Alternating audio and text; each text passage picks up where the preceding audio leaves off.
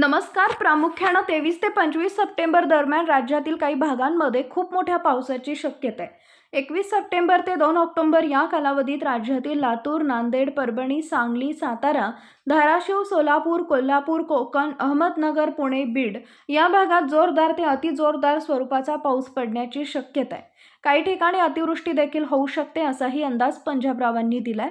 यामुळे पूर परिस्थिती तयार होईल असं पंजाबरावांचं म्हणणं आहे. खरं तर या काळात राज्यात सर्वदूर पाऊस पडण्याची शक्यता आहे. मात्र विदर्भ, उत्तर महाराष्ट्र आणि मराठवाड्यात पावसाचा जोर राज्याच्या इतर भागांपेक्षा अधिक राहणार आहे. एवढंच नाही तर ऑक्टोबर महिन्यातही राज्यात जोरदार पाऊस होणार असा अंदाज आहे. राज्यात 7 ते 9 ऑक्टोबर दरम्यान आणि 21 ते 23 ऑक्टोबर दरम्यान मुसळधार पावसाची शक्यता वर्तवण्यात आली आहे. हिवाळ्याला कधीपासून सुरुवात होणार याविषयी पंजाबरावांनी एक नवीन अंदाज दिलाय. पंजाबरावांच्या मते यावर्षी 5 नोव्हेंबरपासून कडाक्याच्या थंडीला सुरुवात होण्याची शक्यता आहे.